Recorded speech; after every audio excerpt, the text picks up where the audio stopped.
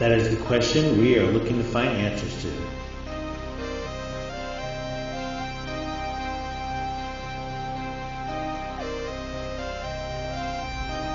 Our mission is to explore the unknown and to communicate with those who are no longer with us in this dimension.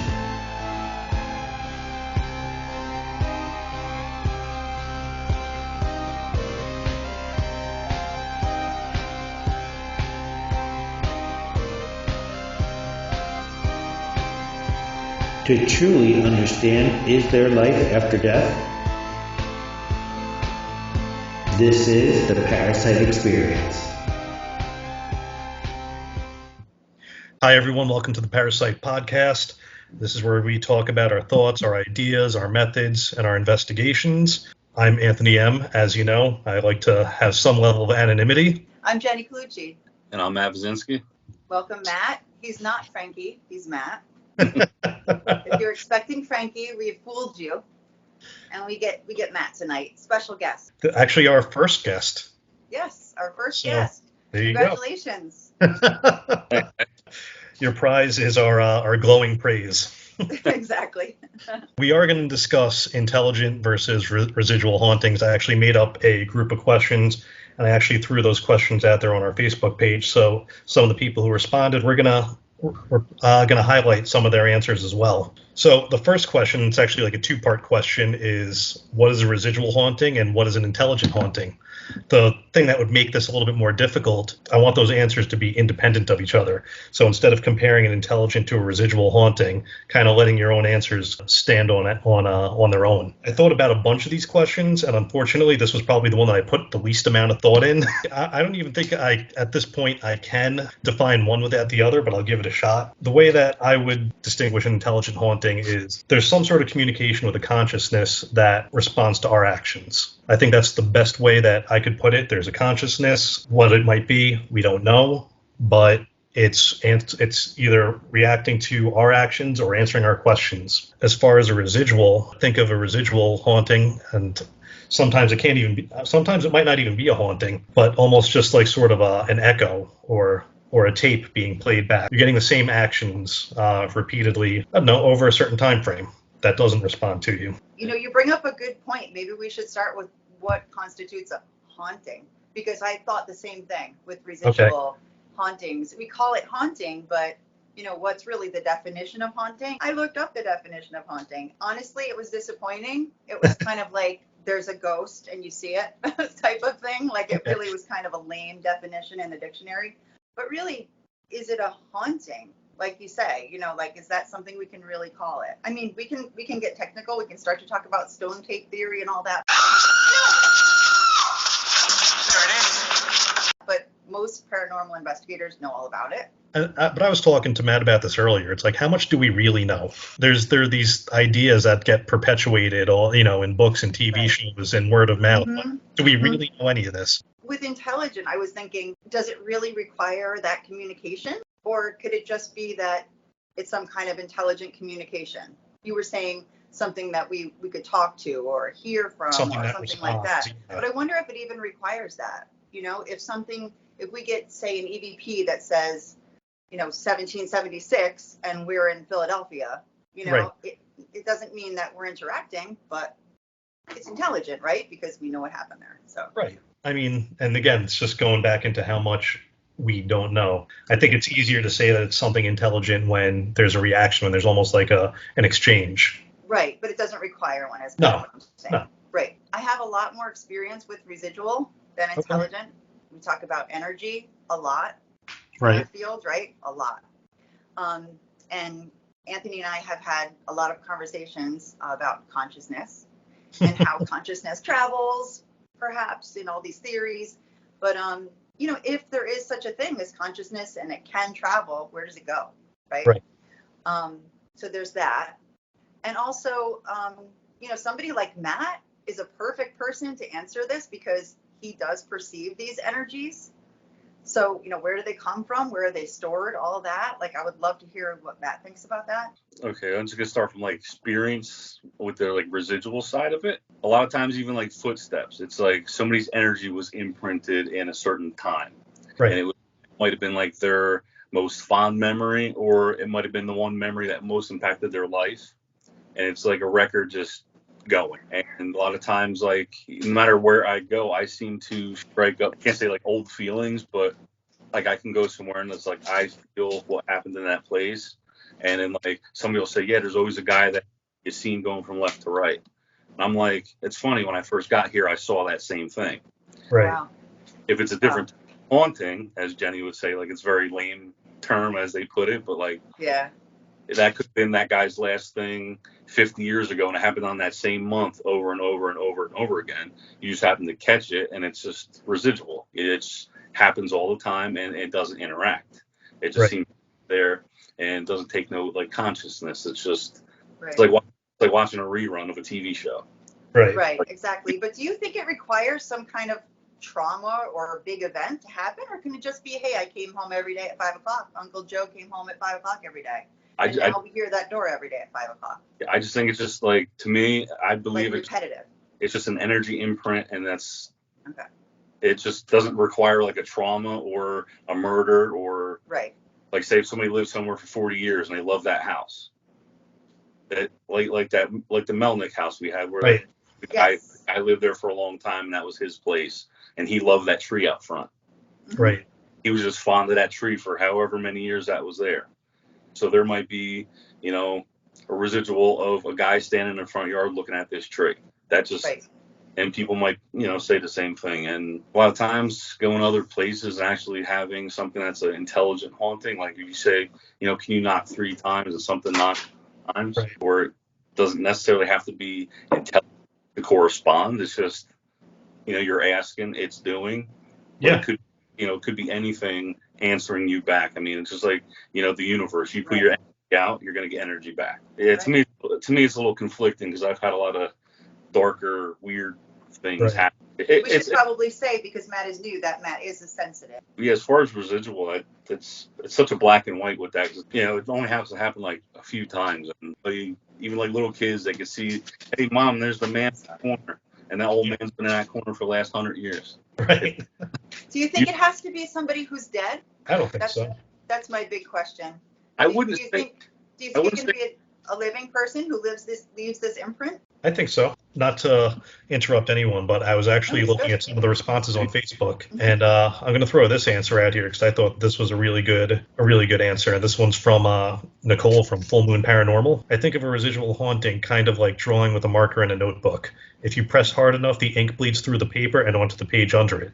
You could tear out the drawing, bring it somewhere else, add to it, and change it later, but that imprint on the other page remains. I don't think residual hauntings necessarily need to be deceased people because they're just imprints of energy in a place. I think that trauma or intense emotions can sometimes create residual hauntings, even if a person hasn't passed. Wow. I agree with her. I agree. I think when we walk into a room that we don't like, even now, like if I walk into a certain room in my home and I'm like, I don't love this room, I don't love the way I feel. Maybe I had bad feelings there at one point. Right. Is that a residual haunting? Maybe. It could be. I think we can expand the definition. Definitely. Yeah. I was listening to this podcast with the Newkirks, and they were talking about this whole collective consciousness theory and how when you go into a place where bad things happen, you didn't necessarily know it, but you felt weird. Is that something coming from that collective consciousness that we're all part of? Interesting. Going back to residual. Right. You know, there's the whole, I think that the nice thing about it is it can be a comfort. You know, we do work with private clients, right? So it can be a little bit of a comfort to people who are experiencing activity in their home. And most paranormal investigators know this, but, you know, you have somebody who says, oh, I see half a person. But, you know, when you explain, hey, the house used to be 6 feet, right, you know, higher or lower, you know, it's a little bit of a comfort to them. You know, instead of thinking that there's some like mangled half person wandering around their house.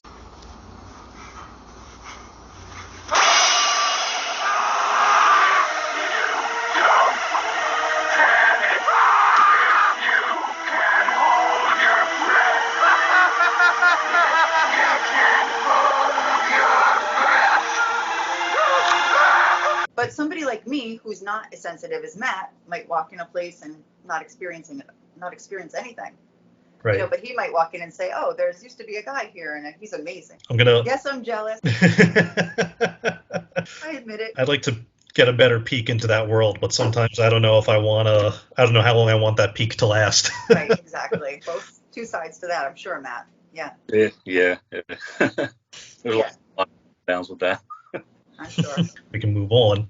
The next question is, how would you identify a residual haunting or an intelligent haunting in investigation? What do you look for, and how would you try to prove it? Thought that I didn't really think much about the first one, but I feel like I've thought even less about this one, only because I'm constantly trying to find more intelligence than residual, because I like to communicate, and I always try to maintain some level of communication or establish some kind of communication. And really, I guess if I'm looking for an intelligent conversation on dowsing rods or a pendulum, whether it's something on a spirit box, whether it's knocking or whatever it might be, to really distinguish between the two, I think it has to be repeatable. If you just ask for someone to knock on the wall and you hear it once and that's the only time you hear it, you really don't have much of anything. It could be, old pipes banging around. It could be rats in the walls, some kind of consciousness doing that. I feel like it has to be, it has to be established over a period of time. And I think more so, I guess, with residual hauntings, because if you're only in a place for a few hours,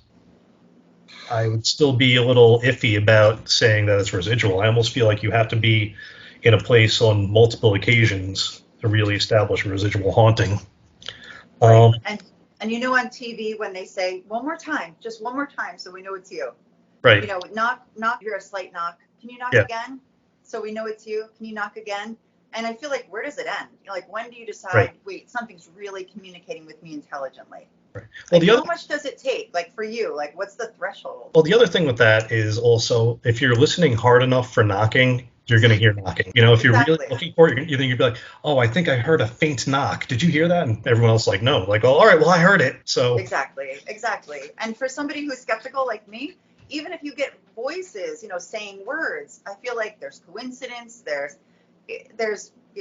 we're hearing what we want to hear. We're making words out of sounds. There's so many other reasons that for something really to be intelligent, I think it has to kind of knock my socks off.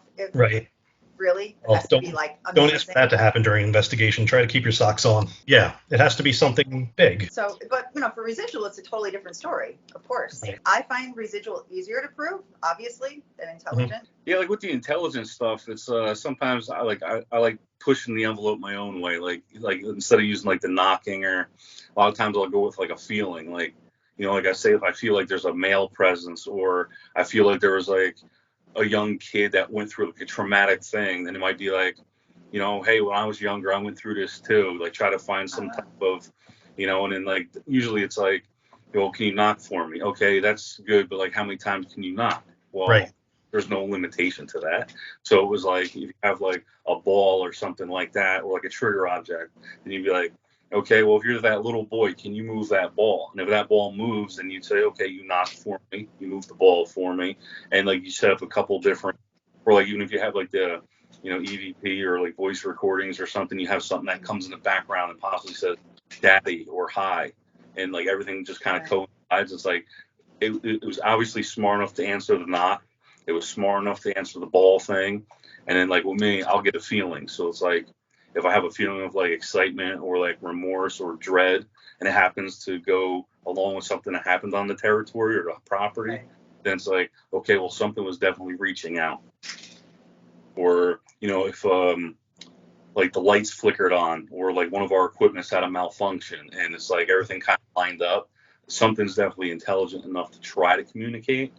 Where, you said, with the residual, they were the psychology end of it. If you believe you want to hear a knock, you're going to hear a knock. Just because your mind state is telling you, I want to hear a knock. That's for people when you were younger and you wanted to believe in Santa Claus. You'd want to believe in Santa Claus so bad, you'd tell your parents, I've seen Santa Claus. You really didn't. Right.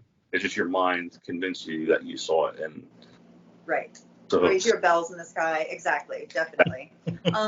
But Matt, welcome to the Parasite Podcast, where we talk every week about layers, right, Anthony? We talk about layers, and that's just what Matt is talking about. We always talk about, how do we have enough proof? We have layers. Right. We have enough layers. Yeah, it comes out to be paranormal lasagna. You just have. That's how we roll. Paranormal lasagna. I love it. We're going to use Hashtag that. Now, paranormal lasagna. I think that needs to go on a t-shirt. Hashtag paranormal We need to lasagna. copyright that. Just everyone, that's ours. Don't take it. No, but it's true. Layers. It's all about that. Yeah, I mean, it's cumulative, if you want to establish a precedent in a court case, you have to have exhibits of evidence. You have to follow a train of logic. You have to keep stacking more and more things up to prove your point. Another two-part question. Does one disprove the other? So if it's not intelligent, it's residual, or if it's not residual, it's intelligent? Are they mutually exclusive? So to me, you can have 16 different types of things going on in one place at once. Right. I agree with you. And I think, yeah, it could be both. Sure. Yeah. Sure. Do you think it would be possible to, let's say, have an intelligent haunting of one specific person and also have a residual haunting from that same person as well in the same place? And more. Okay. I think. Yeah. Definitely. And that's really complicated. Yeah. Something that would take time, I think. Like you said, like multiple investigations, really a lot of research, that kind of thing. Thing with those, like right there, like the two combatives. Mm-hmm. The other side, it's like it's not residual, and it's not.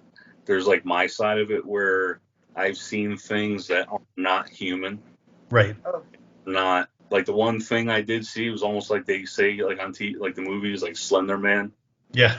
Like, what is this? Like I don't know what it is, and the things I've seen, it's like it might not be residual, and it might not be a real haunting, but there's something. That thin veil Right. of. Yep. Right. So I like how we're not confining ourselves to the word haunting. I like that. So I can't really, I mean, as far as even like scientifically, like I want to believe so much stuff that's out there, but there's that big question mark, almost like Bigfoot. Right. We don't know. Yeah. So that's actually a pretty decent segue now into what I was discussing earlier, because we're pretty much done with the questions, unless anyone else has any input on those.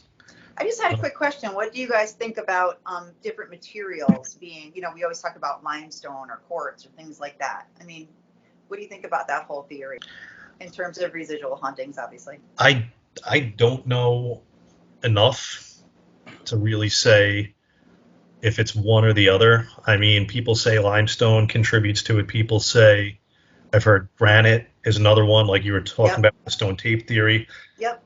I do know that just in my own experience, I mean, first off, quartz on its own actually, on a very scientific level, possesses energy. Mm-hmm. Like if you take two pieces of quartz and bang them together, you're creating piezoelectric energy. Exactly. And if you do it in the dark, you can actually see a spark come from those pieces of quartz. There's stored energy. As far as releasing it, or maybe some type of consciousness being able to release it or use it, I don't know. But that energy is there. You don't think about whether it can accept energy, just that it has energy. Understand? It has it. I remember someone said quartz can create energy, and I had to call them out on that one really quick. No, exactly. No, Yeah. It cannot. Yeah. For our viewers, it cannot. Right. But it doesn't matter. I just, we talk about Matt walking into a room. I mean, it's just a room, right? It could be wood, whatever it is, whatever it's made of, right? Right. And it's still holding energy. Yeah. And that's how, like, I always categorize that stuff, though, like, whether it's quartz, wood, metal, copper, Exactly. like, anything that's naturally earthbound. It could be a tree. Yeah, anything that is from this universe holds its own energy, right, regardless, and can contribute, either conductive or like water. Water carries energy all its own. I mean, exactly. Dowsing rods have proven that so many times, and that's just water. I mean, took the words out of my mouth. That's exactly where I was going with this whole thing. It's not just these materials. I think we focus on them too much. This was one of those things that was bouncing around in my head for the past couple of days regarding residual hauntings. Because if we think about it, residual hauntings are like that imprint. It's something on repeat. When we go out on investigations, we'd like to think that for the most part we're talking or interacting with spirits of people who were alive. But again, we don't know, right? We can say that maybe it's some sort of consciousness, but as I've been looking more and more into a lot of scientific theories regarding like quantum theory and quantum entanglement and things like that, and string theory, sometimes I think that there might be things that we mistake for hauntings, like kind of like a quick glimpse into like another like parallel dimension. Not to sound too sci-fi about it. No, it's not like a disturbance in the force. Right. No, for real. I'm not making fun. Right. Like some type of disturbance. Right, or Right. some type of time slip or something like that. So with that said, I mean, as human beings, we're creatures of habit. We pretty much get up in the morning and we have our same routine. What if instead of what we're seeing as residual haunting, it was like someone who's possibly dead, or it was this traumatic experience or this emotional experience in a location? What if we're just catching a glimpse into someone's daily routine and they're just not aware of us? Yeah, that's pretty mind-blowing. You're right. You know, I mean, like Yeah. how you're in the supermarket or something, you're just trying to go grocery shopping. You're not really paying attention to the people around you. In fact, you're kind of closing yourself off to them and you're still doing your thing, Right. you know? Or driving for 10, Right, miles and you forget that you drove it. Exactly. But right, you mean like, are you talking about like, we always talk about other planes, right? Like maybe right, someone who had passed on is on another plane. Are we having a glimpse into that? right. Is that what you're saying? Something like that. I'm not even saying like passed on. Like I said, like Hmm. what if there is another dimension that's existing almost in the same space and we just catch a glimpse of Right. it, and we happen to catch that glimpse over and over again? Could we be mistaking that for a residual haunting? Sure. And like you said, I mean, in the context of hauntings, it might be somebody who passed on, but otherwise, yeah, could be Yeah. somebody alive. Sure. I mean, it just had me thinking. Like I said, we're creatures of habit, whether Sure. we like it or not. So could that behavior from like the outside looking in some Right. capacity, kind of be mistaken for something residual? I mean, why not? Right. Yeah, I mean, but that's the thing that I was thinking about for a while. That was the one that was like, well, wait a minute, just because we think it's residual or just because we think it's intelligent, how Right. much do we really know? Well, Right. I mean, on top of that, I mean, you can go on the internet all day long. There's always those remnants of people catching time travelers. Like, Right, right, we don't know. I mean, it could be ET for all we know, or it could be, just two timelines slipping by each other, and exactly. you just so Right. happen to like peek the veil just a smidge, and that's what you're getting. Or even like people say deja vu, like Right, Right. that could be like an early warning into what you are going to do, whether it's win the lottery or go to a soccer game. But like, oh, I swear I did this before. No, you just right, seen about to do just a little sooner than usual. right. So do you think That? that? Go I was ahead. gonna say, like, what if that sensation of deja vu is that time slip or that time loop, but you're not aware of it? What if you are that residual haunting when you're experiencing deja vu? Yeah, yeah. But do you think the conditions have to be a certain way? That's my question. Like we talk about, 3 a.m. being, and veils being thin at Yeah, a certain time of the year, and which is believing at, Halloween that the veil is the thinnest, that kind of thing. Do you think that time has something to do with it, like the conditions of time and location and things like that? I think so. I mean, we've talked about, like, Jenny, you and I have talked about the whole thing with that Brandon Alvis discusses, Yeah. and associating like high barometric pressure with paranormal activity. Exactly. Now, what kind of conditions are we dealing with in the fall? It's a little bit Exactly. cooler. Air pressure is up. Could that possibly be contributing to the thinning of the veil? Right. And for centuries and centuries, that's just been something that they may not have noticed the barometric pressure, but they noticed that the veil was thinner. And then, That's the last time right. at the jail. I was telling Jenny about this. Like my haunting, like it really spikes during the winter solstice. Like as soon as the winter Right. months come, everything to me it like kicks up tenfold. Like between shadow figures, or I don't know why 3 a.m., but I could almost wake up 3 o'clock nonstop. See And that? the winter time, for me, like every past relative I've had the dreams between those months, or even like when there's no leaves or anything on the trees. Like I was in my garage here, and I legit heard footsteps walking down the road.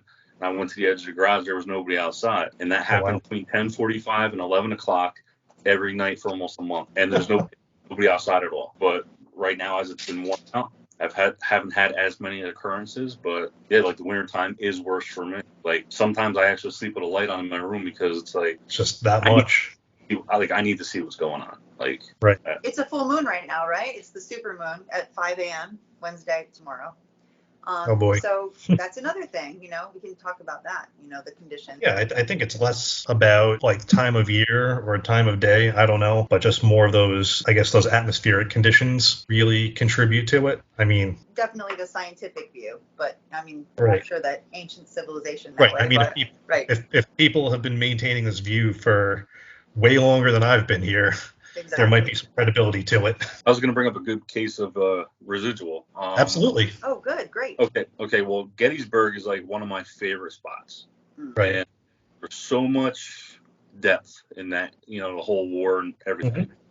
But as far as things being seen, or even other investigators having proof on camera, like even all the proof that pretty much comes up that's on camera, it's always a soldier walking in transit, or it's through the battlefield by a cannon. But it's like, right. It didn't necessarily have to be the cannon that's there now. Right. Maybe their last, hey, the war's over, they walked home. And like right. that, like all the evidence that's out there, it's like whether it's believable or not, it's like that energy that took place during that battle and how many lives were lost, and like people were so far away from home, especially they were from like the Virginia territories and Florida and Texas, and they were all here away from their families, so it's even they could have been missing home, and that energy is just left behind. They didn't have to necessarily die, but those guys are walking the battlefield still to this day because and it's just like that. To me, I think it's one of the biggest cases of residual energy. Is Gettysburg has a lot of, even at night, people have heard like cannonball fire, right? Or like the musket. We know there's nobody out there shooting cannonballs or muskets except for reenactments, of course. But so I think that's like a big record player out there just shooting off that residual, right? Whether it's good or bad or somebody passed away, but even a lot of people missing their families. They were out there fighting that war, and that was just kind of an energy left behind. Yeah. So it just because we said before that it doesn't have to be traumatic, do you think that trauma kind of adds to it? I think any sort of intense emotion can add to it, whether it's something negative or positive. Oh yeah. Like we were saying earlier, it's like if someone loved the house they lived in and there's that impact of that energy, it doesn't have to be, but I don't know if it's by any fault of our own for what we do, or if it's just been so sensationalized on television with all these shows. But people want to chase that trauma, and it's not always there. Exactly. But at the same time, you can walk into a home and be like, oh, it's such a warm, wonderful place. Right away, you feel that. But why? Mm-hmm. Well, it's like when we were at the Melnick house, and how that house felt very different at the end of the night compared to how it was when we first walked in there, and nothing really changed as far as we know. There was no one was setting up furniture or anything like that. No one was redecorating or ripping things down. It was just different before we started our investigation from how it was at the end of our investigation. But it requires our interpretation too. Right. So that makes me wonder a little bit, like, Matt would interpret it differently than I would, than you would. I might walk into a place and say, wow, it's great, it's so warm and wonderful, and Matt might say, oh my goodness, no. So I think it takes two is what I'm saying. I think not only does the energy have to be there, but somebody has to interpret it. Something or somebody, right? Equipment or a person. We can use ourselves as equipment, or we can use equipment. It's pretty much like even like everybody like identifies it and it's like, okay, it feels good or it feels bad, but then like when you start aligning like all your tools, whether it's yourself as a vessel or the equipment, but as soon as that stuff starts coinciding with each other and everything lines up, and then it's like, okay, well, maybe good feeling, but there's an underlying something. Yeah. Whispers or something that you catch on audio, and you're like, okay, somebody said something, or if somebody on a certain laptop calls somebody that had lived there at one point a bad name, and we're getting a lot of other things coming through. That might have been something at that time. Now an intelligence spirit might be coming in and put its 2 cents in. But it kind of takes both sides, because like Jenny has her side and I have my side. But when we put our ideas together, it works out, and then you got other people of the group. And the more evidence you do have, you can kind of like negate the things that aren't real, and then whatever's left over, you can almost make sense of that and kind of consider that evidence. So it's kind of sounds like a certain evidence or experience grading system that we use. All right. So the Ritz Theatre is a cool place. It opened in 1927 with 600 seats and a Gottfried II manual organ. The Ritz Theatre was a popular downtown cinema, and in the 1950s it became South Jersey's premier foreign film venue, before it went into a period of decline in the 1970s when it became a venue for adult movies. When video cassettes became more popular, it spelled the end for many adult theaters, including the Ritz Theatre, which closed in the mid-1980s. A local theater company, putting on the Ritz Inc., now the Ritz Theatre Company, began leasing the Ritz Theatre in 1985 and has used the historic movie house as a venue for live theater ever since. The group purchased the 400-seat Ritz Theatre and restored and renovated the building. Restorations included the facade of the building and the interior murals, as well as adding 334 new seats in the auditorium. The Greek Revival-style Ritz has also been added to the National Register of Historic Places. We are going to go over some of this evidence that we have that we got at the Ritz Theatre. Okay, so obviously it's a theater, and the first place we kind of ran to was the stage area because we thought about all the energy right on the stage, all the actors and stuff like that. They did have one prop set up, so we placed a REM pod there and a K2, and not right away, but pretty quickly we started to get some pretty significant hits on the REM pod, and really in response to questions about acting and plays and things like that. And they were pretty much right on, command. And the REM pod is one thing, but then the K2 would go off as well. And Zach was getting some hits with the thermal camera. So as we talk about layers, there were some pretty good ones just right out of the gate. Just to give you an idea of where it was placed, you see the curtain, right? So I think you saw the K2 flash a bit. Yeah. On the right, and then the REM pod going off. So that was Stacy and Zach. And as I said, Zach also was getting something on the thermal, just kind of amorphous, not really a figure, but definitely just some an sort of anomaly. thermal, some kind of thermal anomaly. Right, some kind of a heat signature going on at the same time. And certainly in any kind of theater, like I said, there's some energy on stage, and I couldn't wait to get on that stage and really try to talk to anyone who was an actor. Yeah, and it's crazy that was just happening right at the beginning of the night, even before we were even really fully set up. Right, exactly. And this is a place, like we said, that hasn't been investigated at all. Right. Maybe once or twice that we know of, and so we weren't sure really if it would be quiet the first couple times we went there, but we quickly found out that wasn't the case.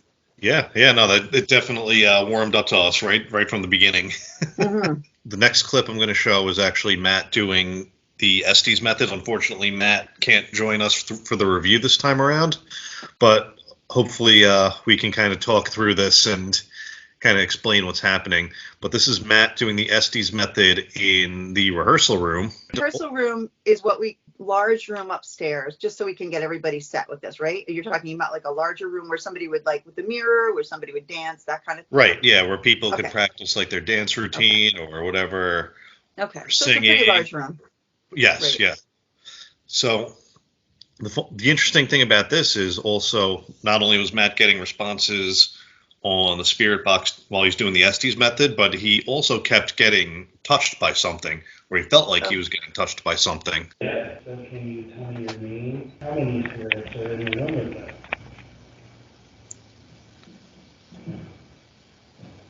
No?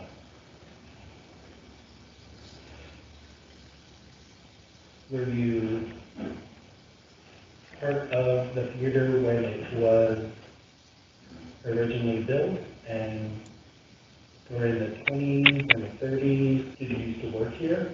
So you can see that he's like getting a little antsy and a little fidgety. Yes. At times, like something's a little off.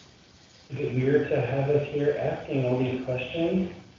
Did you just touch Matt? Yeah, you could see that he responded to something, touching his shoulder.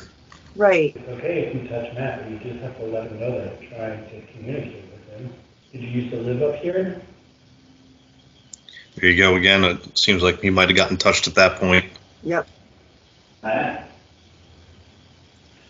Yep, that's Matt. And he's starting to rock like he's uncomfortable. And yeah, as we mentioned, Matt's definitely a sensitive, so he would be sensing something. Oh, absolutely. And I even remember him saying that he kept getting touched up here. He kept feeling something up here in the rehearsal room. Mm-hmm. probably weird to you, and it's okay for you to use the devices that Matt has on to speak through. There you go again. He's rubbing his knee and pointing to it. Can you tell us what your name is? He clearly was sensing something touching him, and we don't just go say, hey, go touch Matt. Of course, like he knows we've gotten permission from him. Just for anyone who's watching, it's not like something we just say, hey, it's okay, go touch Anthony. I would never do that without asking you, kind of thing. But Matt, it's okay with it. So that's why you hear us say it's okay if you touch Matt. Yeah. There's certain situations where people just don't want to be touched sometimes. So you have to be aware of that. Right. I mean, at the same time, when you're inviting something to touch you, you're inviting it into your space, and you don't necessarily know what that could mean. He's obviously sensing something, and you can totally tell that he's not paying any attention to us at all. Or us, I wasn't in the room, but you guys at all. Right. Yeah. He had the blindfold on. He had the earphones in, so he couldn't see or hear anything, and he was just acting and reacting to what he heard on those headphones and what he felt. Right. But yeah, I mean, the Estes method is it's an interesting way to do things. It takes practice, that's for sure. And sometimes you can sit there in silence, and that's okay. What I love about this is he's not answering all your questions, because that becomes like, okay, that's when my shirt comes in, right? Like, yeah, okay, right. Kind of thing. Yeah, because there's always the concern of like the participants maybe being able to hear the questions that are being asked, and then subconsciously trying to fill in the blanks with what they hear coming over the radio. Like you said, that's a really good point with the subconscious. Like maybe you don't really hear it, but you might be hearing a little bit. Yeah, your brain's picking it up even though you don't know it, and you start throwing out answers. Like I'm terrible at the Estes method just because. Why do you say that? Well, whenever I do it, I've never done it with noise canceling headphones. I've done it with either regular headphones or earbuds. In order to, I guess, remain impartial, I just crank up the volume, so I can't really hear anything. The earbox is loud. Mm-hmm.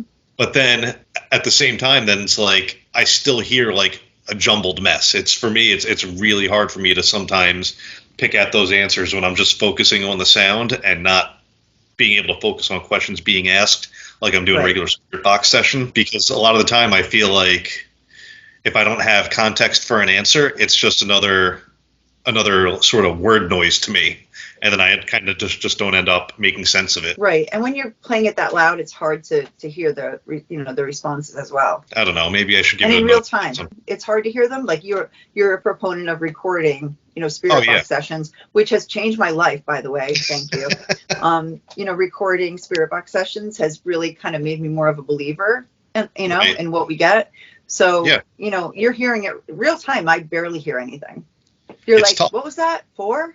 You don't know. It's like trying to look at like an M.C. Escher painting, but you only have like 3 seconds to look at it, and you really can't put everything in. Exactly. So, and also we talked about trust last time. I mean, we trust Matt to say, no, I can hear you guys. I really want this to be a valid experiment. Good. All right. So we're going to roll to the next clip. Oh, it's actually not a clip. This is a series of photos that Albert took. Oh, fantastic. So we got this first photo. Now, this is on the first floor of the theater, right outside the doors to the auditorium. And I remember some of our investigators saying that they were getting, I want to say it was K2 hits over by this organ. This is just a series of photos. This is the first picture. All of us hanging out in front of the organ, just checking it out. And then we have this next photo where there's this sort of strange anomaly on the right-hand side of the picture. Creeping in. Yeah, kind of. I see it. In fact, right in that space, Frankie also had his tripwire sensor, and he kept getting hits on there later in the evening. Yeah, so there's a set of stairs just to the right of that organ. Yeah, that actually go up right behind it. Then, if I recall, I remember Matt saying that he was feeling something in that while that picture was being taken. And then, if we go to the next picture, because these are all taken in sequence. There's a little bit left right here, but it's kind of looks like it's moving or something like that. And Albert was even, he's pretty meticulous about his camera operation. Yes, he is. So I would think that he would have probably seen this on the viewfinder, or he would have been aware of like some sort of like, I guess, like visual noise that would happen with the camera. But he didn't realize this until he reviewed these pictures. And then, is there more? Yeah, there's just okay, and just Oh, I'm just going in the sequence of what we So had it's here. gone. Now Yeah. you see the stairs behind it, and you see the proximity sensor, the wire, the wire. Yep, right over So there. that's where it was going off as well. And Yeah. we do have video of that too. That's Yes. incredible. Yeah, I thought it Wow. was. We always get excited about something that we catch in the moment, whether it's like some sort of sensor or if we feel something. Mhm. And I think we all know well enough that like if we see, hear, or feel something on while we're recording, we're quick to call it out. Right. But I mean, this just kind of highlights the importance of really like reviewing and scrutinizing whatever observations that you have.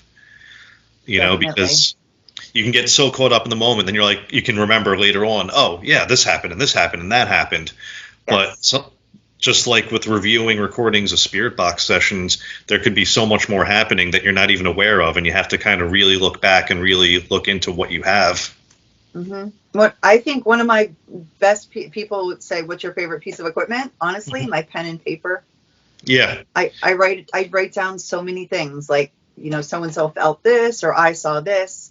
Here's the time I saw it, and it's invaluable for when you review your evidence, because otherwise you're like, oh, what room was that I thought I saw this, or this shadow, or whatever. Like I love writing stuff down. Definitely. I was gonna say I actually my husband was a professional photographer for at least 10 years in New York, Right. and I show him every photograph, and Right. 99% of the time he can debunk it. Oh yeah, I'm sure. Almost every time. And I got to say, this was the first time he was like, I don't know. Like, I don't know. And to me, like, because he's a real non-believer, like I might be skeptical, but my husband's a total non-believer. And Right. he was really impressed with these photos, which made me think, oh, good job, There might Albert. be something to this. Yeah. Yeah, no, he did. He was like, I got nothing. That's what he said. He's like, I have no idea. That really looks like smoke. Yeah. Yeah, and no one was like smoking or vaping or anything like that while we were there. It looks like smoke. It looks like someone blew smoke out. I mean, it's amazing, actually. I think this is like bigger evidence that we're making it. Even I think this is huge. No, I think it's really cool, and I think as we do more and more investigations, I get further away from, like, let's say, we're encountering spirits, and I'm getting more with our observations kind of being like, okay, this can't be explained. Exactly. You don't know, and if you constantly go around like looking for spirits, then you're going to find spirits. Right. But right, exactly. If you kind of keep it open and just say, you know what, this is some kind of weird, unexplained anomaly, I feel like it opens up a lot more possibilities with your observations. Yeah, that's the word right there, observation. And we just say, you know what, there's this shouldn't be going off, this EMF meter or whatever. Right. I don't know why, but we're observing that it's recording high EMF at a place we don't think there should be. And it's just an observation. It doesn't mean there's a spirit here. To me, I feel like unless you come face to face with a ghost, that's the only way you can say I saw a ghost. I wholeheartedly agree. I mean, I always say, like, at the end of the day, what does an EMF meter prove? It proves that there's high EMF. It doesn't prove that there's a ghost, People say evidence, I kind of, I kind of push back a little bit on that, because it's just like, well, no, it's not really evidence, because it's not really proving the existence of a ghost or a spirit. It's just, high EMF or high or low temperature or high humidity or, a static field has been interrupted by something. That doesn't mean it was interrupted by a ghost. Right, exactly. But in this case, with this picture, I can honestly say, like, that is some kind of, I just can't take my eyes off of it. I really can't. That picture right there is amazing. What is that? Yeah, I have no explanation for that. Right, and it's really fascinating. It is. I don't know. I would say the best thing for us to do is just keep showing that picture around. People watching this podcast, we want to know, what do you think that is? Yeah. Please comment. Please let us know. And please tell us, no, that's nothing. That's this. Because we love debunking. We're not going to be upset. No. We like that. In fact, let me just go to the next couple pictures here. Right. And you can see, like, this would probably be like right around where he was standing when he took the picture. Right. A box is not going to give off smoke like that. Exactly. Right. And I don't think it's any sort of light pollution from the tripwire here because it's not. No. It's well lit, and I don't think that tripwire would be kind of going off that kind of light that we see. Isn't it up a little higher too? I mean, it could be dust from someone walking up the stairs with that carpet, but no one was walking up those stairs, as you say. You were all downstairs. So I got nothing. Yeah, it's a good one for sure. Pretty cool. I always get upset when it's in the corner. Well, thank goodness he took another picture to the right of it, because I get upset when it's in the corner because you don't see. Right. You know what I mean? Not, you don't see the person there blowing the smoke. Right. Yeah. But I like that right away. Like in succession, he took a picture up there. So that's the next best thing, in my opinion. Yeah. No, I agree. But I've started kind of like panning more, just to make sure that you get everything in. Yeah, just a little bit of left and right in your series of pictures, just so that you can get, pardon the pun, the bigger picture. Literally. Exactly. Right. Well, very cool. Very cool. And you look good in blue, by the way. Yeah. It's my color. It brings out my eyes. Yes, it does. But we cannot confirm or deny that you have blue eyes. All right, so we're going to move on to the next piece of footage that we have. And this is up in the rehearsal room again. This is your opportunity to throw out your catchphrase. Oh, I love this phrase. Is it "Let's go get tacos"? No, that's not it. What do you have there? Something like. That's Zach and Stacy. Yep, I'll play it again. Rehearsal room. You get a much better view of the rehearsal room there. Look at that in the middle of the room, right? And so people might be like, "Ooh, what is that? Something's there." No, nothing's there. You know what's there? That room is full of EMF. And this is like a great example of why you have to do a sweep. People call it a sweep, but we have a special name for it. And I call it pre-bunking. So we go through a room. I know, debunking, pre-bunking.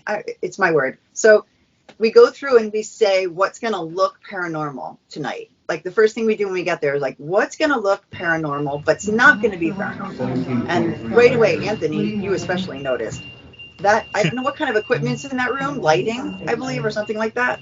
Well, there were lights. There's a server. I think right computers. next door. Right. Yeah. Okay.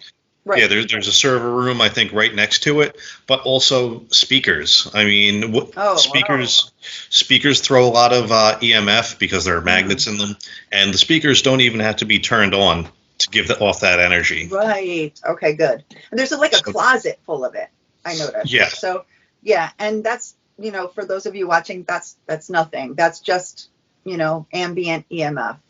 Yeah. And that's... Right. And that was just steady EMF the whole night. There were no like quick fluctuations or anything like that. It was just constantly being pumped into that room. And I think that's probably why we got a decent amount of activity in that room also, because there was just all that EMF feeding something to use that energy. So it goes both ways, kind of. Is that what you're saying? Like it can help fuel activity, but can also just be something that's there. Yeah, and that's, I think, as investigators, that's when we have to make the distinction between, just regular, I guess, normal EMF activity versus paranormal EMF activity. We're going to go on to the next clip. So this was back in the rehearsal room, and this is where I was doing a quick little pendulum session along with a spirit box running in the background. And I'm hoping that this time around you can hear it a little better, because you could actually hear some of the spirit box responses to the questions I'm asking with the pendulum as well. And you'll hear me and Albert, and Shayna actually calling out some of these responses as we hear them in real time. Oh, cool. Okay, I love the combination of like old school and new school. You know what? I mean, you don't always get responses on spirit boxes. Let's just face facts. But I've always found that I've been able to get more responses with either a pendulum or dowsing rods. And I think that when I did this session, just starting with the pendulum sort of got the ball rolling. Mm-hmm. And then once, like, I guess whoever we were communicating with kind of opened up with the pendulum, they were like, oh, you know what? Let's try using this. Yes. So. And one of the things I can hear your voice saying a lot is spirit box confirmation. So you'll get a yes on the pendulum, and then you'll get confirmation from the spirit box. Yeah. So here we go. Do you feel like you're stuck here? You hear that? I didn't hear what it said. It sounds stuck. And right now it's swinging yes. Oh. Okay. Stop. So you could hear right there, the spirit box said stuck here, and then you heard I'm stuck. Wow. Like the same And- word twice is unbelievable. It was insane in there. It was actually really cool. I'm going to keep this rolling. Yeah. We hear you. I hear you. What's keeping you here?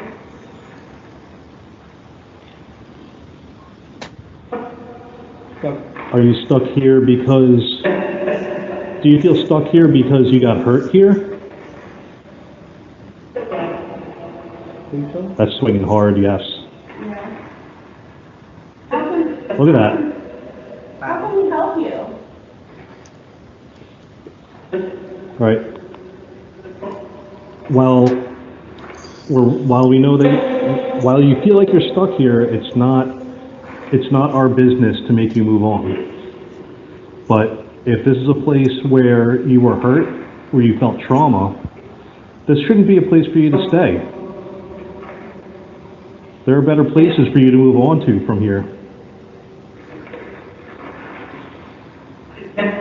But if you feel like you're here to protect people, then that's a good thing.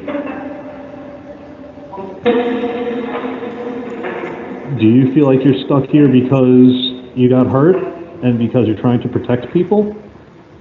I do. Swinging yes also. So it was kind of hard to hear, but there was an I do response when I asked that question on the Oh, spirit wow. box also. Okay, I didn't hear it. Yeah, but I'm sure it's clear when you listen. Yeah. So you yeah, said you said I do. Which stuck from the trauma? You feel stuck here from the trauma and it said I do? it was actually when I was asking, do you feel like you're staying here because, to protect people. Okay. Yeah, I mean, I can go back a little bit. So you actually hear Shayna confirm it more than you hear it on the spirit box. Right. I do. Yeah. Yes Oh, also. wow. Yeah. Okay. You don't have to stay here. We can spread your message for you so you can go somewhere happier. Did hear it that time. Do Yeah. you want to leave?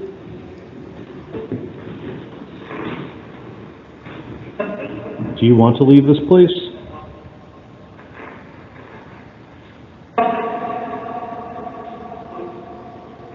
Whoa, Unsure. no? Yeah. It's when the pendulum moves like that for me, Look at this. the response is unsure or I don't know. Oh, like circular. Yeah, when it starts Okay. making circles, that's like an I don't know. Right. That makes sense. Like, I don't know which way to go. Yeah, exactly. Yeah. I'm just going to keep this going. I love this angle. I'm not doing this, The Albert. camera angle. I'm sorry? I love the camera angle because you really can see your hand so steady right there. For those people saying you're moving it, like you're really holding it pretty steady. Yeah, whenever I do a pendulum session now, because I've got that body camera mounted on me, I'm always aware of like where I'm holding everything, so it's directly in front of the camera. Right. Exactly. So let's just resume this. Can you see it moving? Wow. I'm not doing that. Your hand is so still. I'm trying. I guess I didn't have enough. I didn't have that much coffee that time around. Can we help you? Stop. Thank you. You see this again. What's up? Don't stop. I'm asking another question. I want you to leave. All right. No problem. So if you are here and you have good intentions, we can help tell your story. We can let people know why you're here. You don't have to stay here to tell your story if you don't want to. Would that make you happy? Do you want us to tell your story?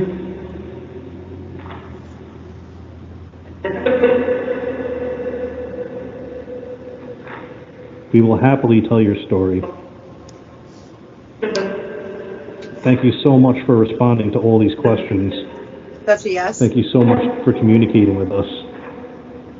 Was that an okay? Okay. All right. You got it?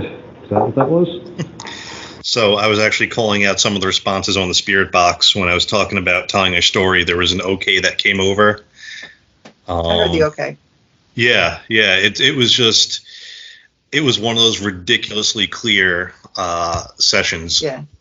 And So you know, I was just going to ask you what spirit box you were using, but go ahead.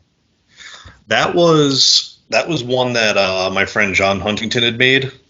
Okay. And I was running that through my portal that I threw together. So it's got some of the So it's the a combination Yeah. of stuff. It's got the noise reduction and the reverb and everything. I love that. It's great, and it honestly, like when you're doing like an SD session, it also makes it a lot easier. On the flip side of it, I feel like when there's so much noise reduction, sometimes you end up missing stuff too. Oh, I see. Like some subtle stuff. Yeah. Yeah. But still, it's a lot easier to listen to, for sure. Oh, it's so much easier on the ears. Oh, yeah. Definitely. Definitely. All right, so I'll go to our next clip here. Where is it? Oh, it's actually the last clip that we. Oh, no, actually, it's not the last clip. We have this one, and this is just a picture, and hopefully you can give it your explanation. This is a really controversial one. It is, but I'm sticking with it, and it's funny because I'll start at the beginning. Yeah. This is Stacy, myself, Shannon, and Ava in the lobby. And so that's the lobby. And through those doors is another storefront that they have right next to the theater, and some couches, things like that, tables. But there's no air coming through there. It's just another room, like a living room kind of thing. There's no windows open. The door was locked. So it's just a room. And then to the left of the picture is the opening, the second set of doors coming into the theater, not the first set, not the outside set to the outside world.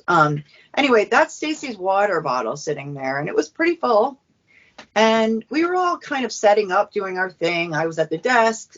Shannon was across the room. Stacy was behind me by the, not the, what do you call it? The organ. She was by the organ. And then Ava was at the desk as well with me. And all of a sudden we heard thunk, like this really loud thing, because we're being quiet, kind of thing. And it was thud. And we looked over and there was the water bottle, like on its side. There is an angle there. It's definitely an angle. The floor, it's not a flat floor, but it's a lot of force to take a water bottle over. It was not, like a 45-degree angle. It's just very slight kind of thing. Right. I don't know, we tried to debunk that, like with the backpack next to it, but nothing moved the backpack either. And it had been sitting there for a long, long time. And we all went, like that thing just fell over, like that was our honest initial, visceral reaction kind of thing. We did get a video of it. Zach was sitting on the floor across the room, but all you can see is the reflection of the bottle, not the bottle itself. So how a bottle might have like a little reflection on the top from a light, you get like a sliver of a reflection off the top of the bottle. You see that go over, but you can't actually see a bottle go over. So we see motion, but right. It's, you can't really it's not make out that. what it is. Right. And you can almost hear in my voice right now, I'm holding back because who knows, right? Who knows? Yeah. But I mean, we can speculate all day long. But right. I mean, it's interesting that you look at it because that's like got to be at least probably a 1-liter water bottle. It's big. Right. And it's one of those real tall ones. Yeah. And it's probably about half full. And even if the floor is on a bit of like a decline or an incline. What would you say? It's not much. It's like maybe percentage wise, like angle wise, what would you say? Like maybe 15 to 20 degrees. Yeah, right. That's what I thought. 15 degrees. Yep. It's not, but even then, like, you think how like, water behaves, it's kind of self-leveling, it's not going to, it finds its own balance point, even on an incline or a decline angle. Right. So to where me, it if it was sticks to me. unstable, it would have fallen already. Exactly. Kind of thing. Nobody was walking around it or anything like that. So anyway, we all felt really strongly that water bottle fell over by itself, but we have no proof of it other than you can see the light reflected off of it and you see the light move kind of going down. So it wasn't a great angle. Lesson learned, now we're going to put a, trail camera or something in the lobby kind of thing.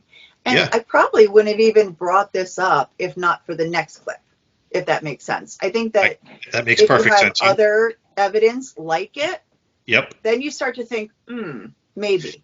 Yeah, when solid objects start behaving unexpectedly, it definitely makes you think. Right. But it was exciting for us, definitely, because we all just kind of looked at each other for a second, like, what did that just really happen? Kind of thing. And as an investigator, come on, that's exciting. I don't care. I mean, you can say all you want. Oh, I don't care if I find no evidence or nothing happens. Come on. That's exciting. Right. And that's one of the few things that's one of the many things actually that don't really translate to like when you watch like a lot of these shows is like the actual experience as opposed to seeing something on a TV screen, because when you're there in the moment it's an interesting feeling, not just the excitement of something happening, but like just the overall feeling when you're in a place like this. Right. That something's going on. Something's going on. And come on, like, it's fun, right? I mean, it's great. Yeah. I mean, I wouldn't keep doing it if it wasn't. Yeah. I mean, that's the fun of it. I mean, I don't mind going to a place and having nothing happen, that you know what I mean by that? Like no evidence kind of thing.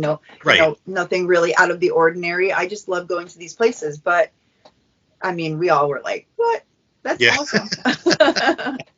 And, and like I said, they were very passionate about it, and I can understand you guys being like, I'm not so sure, because I would be very skeptical of it myself.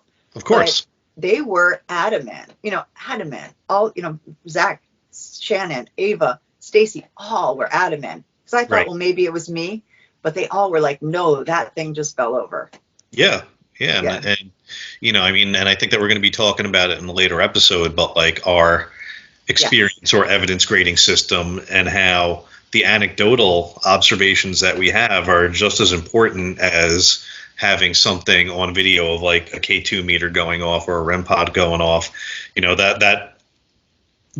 That human experience that doesn't always get documented, that is just as important as, a piece of equipment going off. Maybe more. Yeah, I agree. Maybe more important, or at least equally important, like you said, but maybe more. Yeah, so that was fun. I mean, when you walk out of an investigation and you're like, hey, that water bottle fell over by itself, in my experience anyway, that's kind of fun. I mean, I think you're lying to yourself if you don't think that's fun. No, yeah. You're just not into it if you're not having fun with that. Yeah, exactly. Pretty cool, right? Yeah. Yeah. No, I agree. Yeah. All right. So I'm going to go to our final clip. Save this one for the end of the night or the end of the review. Mm-hmm. This is definitely one of my favorite things that happened. Right. So this is, hang on, let me get this pulled up. This is myself, Shayna, and Albert in a dressing room that's above the stage. Right. We had just finished kind of playing some trigger music. We were playing, I think, the theme to the show Pippin. Okay. Which, it's a big one. A lot of theater companies do that one. We were just trying to drum up some activity, and then we went into an EVP session. Luckily, I had my body camera rolling because this was really cool. That body cam. Is there anyone in here with us? Just keep your attention over here. If there is, did you like hearing musical theater playing? Do you know what show that was?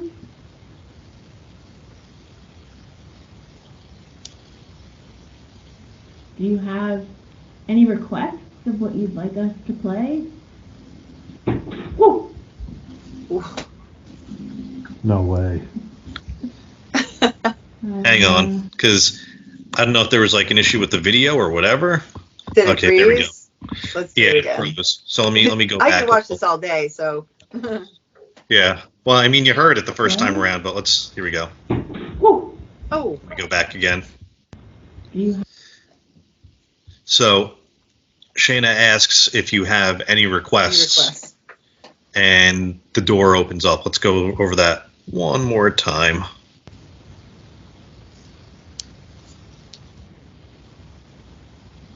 Do you have any requests of what you'd like us to play? Oh, And of course, hear it. yeah, it froze again though. No way. Hang on. Come on, Skype. Work with me here. You can start over. Like, we can just start. You want to start this whole thing over? I don't know if it's something with the playback. Frankie, if you can, Okay. maybe Yeah. throw in some creative editing. Yeah, save us, Frankie. Let's see if we could do this again. Hopefully Yeah. this doesn't You freeze can up. start on me. this clip over if you want. It's up to you. Let's try one more Do you time. have Okay. any requests of what you'd like us to play? Oh, There it goes. there No it way. goes. I see it. Look at Albert, cool as a cucumber. Board is open. He's like, come on in.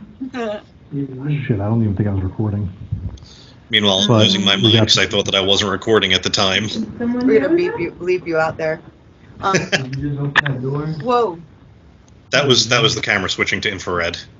Okay, so it What pops wind? open. I heard the noise. Right. You actually you can hear the latch pop, That's what I heard. and then the door opens. Like click, But click. Shh. Yep. Yep. Yep. But here I am trying to do a quick little diagnosis of what happened, and Oh yeah, just, like the wind or something. trying to debunk. But let's just go over that just so you can see kind of what we were trying to do. Okay. There's like no airflow here, Um, and I can understand like So maybe Albert someone- suggested maybe it was the wind, and I was telling him Right. that there's no airflow back there. He was probably like, I please can be the understand wind. if like maybe someone even I'm jumping up and down But in that's front of the a new doorway wind. to see if it loosens anything up. And it's not opening. No. But yeah, again, like if you listen, you can actually hear the latch pop, and then the door do you opens. have any requests of what you'd like us to play? Oh wow. Yeah. Yep. no way. No way. Yeah. The door is open on its own. I don't know if I Shit, could I don't even remain think I that was calm. recording. But we got Yeah, and That's pretty incredible. So just to set it up a little bit too, that room is at the top of a steep set of stairs that Yeah. only go to that room. Right. It's just, that's it. It's in backstage, and there's a set of stairs that go up to just that room. So outside that room is just a little landing and then steep stairs going down. right there isn't like a small room connected to the dressing room or anything like that. It's just Right. steps going right up to it. And any doors to the outside are pretty far. Like Oh my. I think like the closest doors to the outside are on the left and right of the stage, actually Yes. behind the stage. The emergency exits, that kind of thing. But you're way upstairs. Yeah. And Even no windows. There's no windows in that room. no, there are no No, windows. it's closed up. There was really no space for any airflow to happen. And Mm-mm. if you remember, I mean, it took a little bit of effort to move that door when you walked into that room or, tried to walk I do out. remember. Mm-hmm. Yes, because I did a session in there and I shut it tight and clicked it. Out that night, I shut it tight and I had to click it so it would stay closed. So Right. I'm sure you guys knew that. Like, Yeah. it could open if you didn't click it. Right. It's not a heavy door. I No, will it's say not. that. Like, it's a pretty light door. Yeah, it is. I think it's like one of those hollow wood doors, but Yeah, exactly. that latch really is tight. Yeah, I live in an old house, a very old house, and all our doors are like that. You have to kind of like click, click, push it, Yeah. kind of thing. So when we were in there, I definitely closed it all the way like that. So I know what you did. And I have no idea how it would come unlatched. Right. Maybe with a really strong breeze, but from where? Yeah. Air conditioning? No. Right. Where would that be coming from? Or maybe it was like the door frame swelling or contracting. Hmm. But I mean, in order for that to happen, there would have to be a drastic shift in either temperature or air pressure or humidity. And I mean, it was fairly consistent the whole time we were there. I mean, I was walking around the whole time with my thermal, going around checking stuff out, and the temperature readings were all fairly consistent all over that theater. I love it. I love it. And nothing happened right afterwards. Like, you didn't have anything.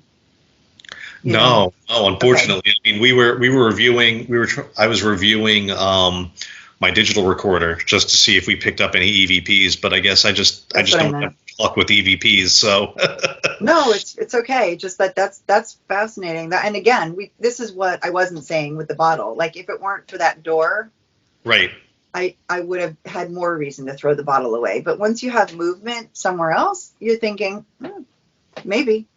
Yeah, exactly. I mean, that's that's all it is. It's a maybe, Yeah. But when you when you look at your investigation, once all is said and done, once it's over, and you start recognizing certain types of activity, and you start looking for patterns, kind of, you look exactly. You look for solid objects moving. It's like, all right, that door opened. Did anything else move? Oh, wait, Stacy's water bottle moved. Or the chair, in the theater, they have those chairs that pull up, and push down, something like that. One of them went up. That wasn't there before. I mean, on its own, that can happen, I'm sure. Right. But when you have a couple things happen, you're like, okay. Yeah. It's all about the context under which everything is happening also. I mean, right. It's pretty normal for a door to open when the door frame itself expands or contracts. Right. That's normal. But when there's no change to the door frame, and the door opens, well, that's what we're into. Then it's paranormal. Yes, it definitely was. Yeah, for sure. And I mean, no spoilers. We will continue to go to the Ritz. We're going to be at the Ritz, and that'll be a room that we continue to try with that door over and over again. Yeah. Now we have a place to start. And can't wait. Right. It's a fabulous location. Absolutely fabulous. I love it, and I have a much longer clip of the pendulum and spirit box session in the rehearsal room. Mm-hmm.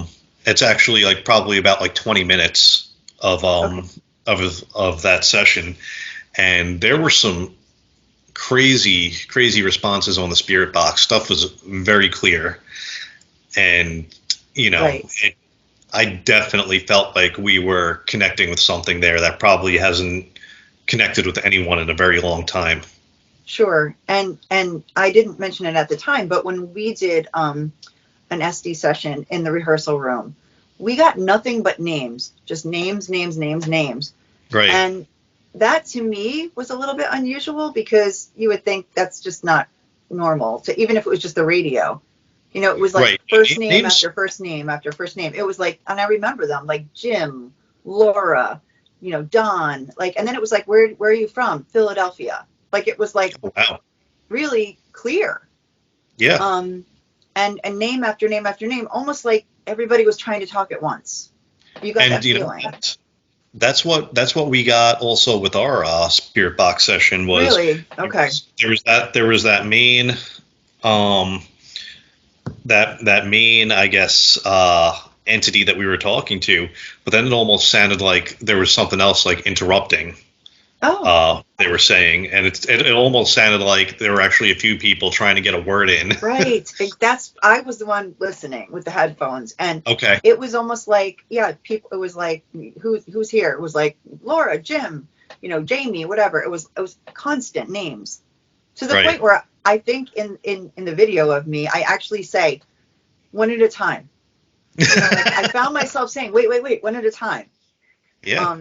Which is amazing, because I wasn't, thinking anybody's filming me. I'm just literally listening, and it was just my gut reaction, to say, slow down, one at a time. Yeah. Which, for me, that's a lot to say. So yeah, exactly.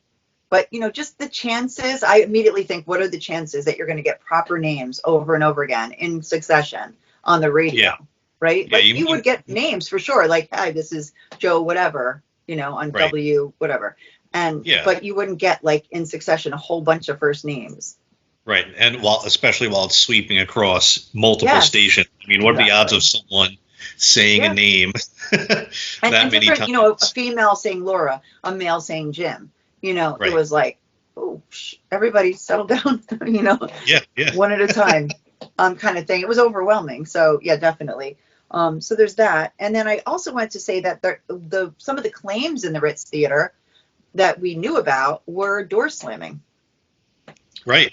Yeah. Right. So I remember briefly hearing about that, but I think you probably heard or researched a little bit more about that. Yep. Yeah. I mean, some of the claims that not the owner himself had heard, but people had told him is that they had doors slamming in the theater. So it gives us a lot to work, to do, a lot of work to do. Yeah. You have a lot of work to do there. Yeah. But I do like how we caught that door opening, and I wasn't really too aware of doors slamming or opening or anything as like being a common occurrence. So that just kind of, instead of me going around looking for a door to open or close, we were just doing what we were doing, and it just so happened to have happened. It was casual. I mean, Albert just sat there looking like a movie star, like waiting for his call to get on stage. Yeah. Like he was just like, just very calmly pointing his camera at the door. No way. I would have been like, and I love Shayna. I think it's Shayna's reaction. Yeah, just that quick gasp. That's what I would have done for sure. Because especially because when you're investigating, you're in that zone, right? It's nice and quiet. Yeah. You're just listening for something on the, on the box or the EVP. You're trying to do an EVP session. You're not paying attention to that door, kind of thing. Right. So when it's like click click, you're like, whoa. Yeah, but you guys were cool. You're, in that situation, your senses are so dialed down for like the most acute thing that you hear something as loud as a door opening. It's pretty jarring.